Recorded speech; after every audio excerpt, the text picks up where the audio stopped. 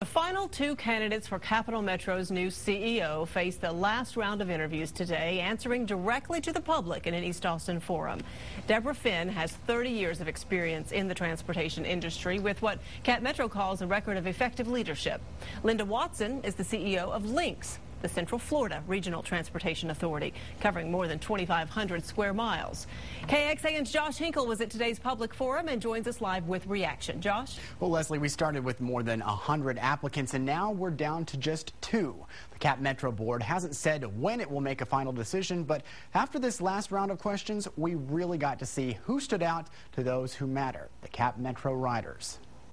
How would you handle that? They might be a small percentage of the riders Cap Metro sees every day, but the 2 remaining candidates fielded questions from disabled riders more than anyone else during the forum. A great many of them don't have sidewalks coming up to the bus stops, or they don't have the ramps going up to the bus stops. Sandra Seecamp nailed the big focus, accessibility to Cap Metro bus stops.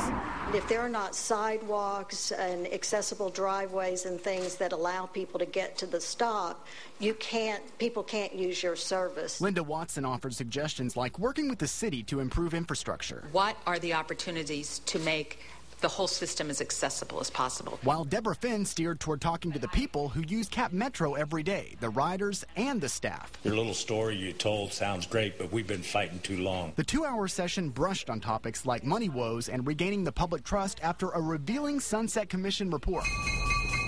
And while buses and disabled riders took center stage, Cap Metro's latest project, Metro Rail, was almost forgotten except from the bicycling community. Which is really important for, disabled customers, but that also translates into the cycling community. Even there, the point of focus, accessibility, and the crowd didn't seem to think Cap Metro is serving all the riders it could. I am committed to not only accessibility for wheelchairs and people with disabilities, but bicycles and pedestrians. I get the sense that the agency has tried to be all things to all people, and then not everyone can be happy, so you have to be very focused. We haven't heard words like that in a long time, and they sounded really good.